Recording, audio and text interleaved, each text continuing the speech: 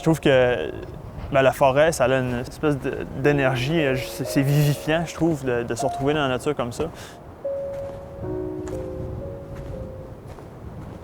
Je viens chercher une sorte de calme, une force tranquille, genre. C'est libérateur.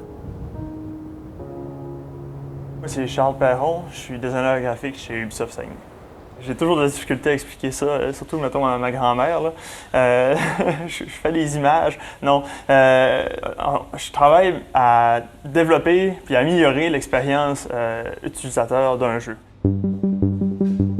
Au fond, on essaie de transmettre aux joueurs l'information qu'il a besoin au moment où il a besoin. Le locker qu'on appelle, qui est comme une sorte d'inventaire, c'est pas mal moi qui l'ai fait en grande partie. C'est là que le joueur peut retrouver tous les items qu'il a acquis au fil du jeu. Ça, c'est le locker.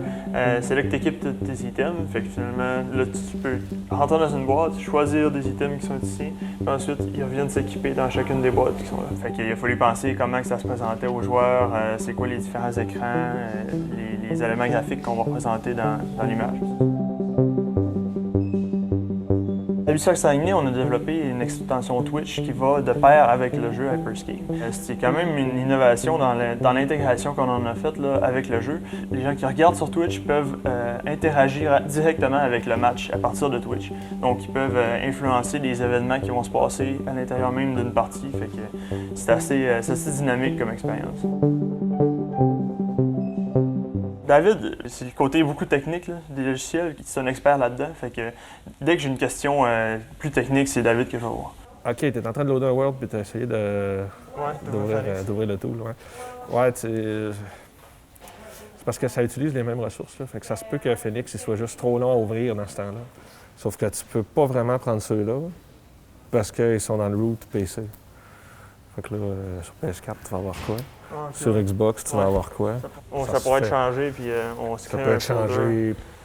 Ben c'est ça. Là, il va falloir demander où est-ce qu'on veut mettre ces fichiers-là, puis comment les gens de Tool veulent gérer avec ça. Les manager. Ouais.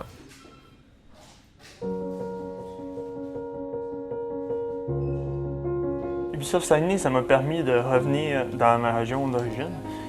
Juste ça, j'étais vraiment content, mais c'est aussi de travailler dans un domaine qui me passionne, puis chose que je pensais pas être capable de faire finalement.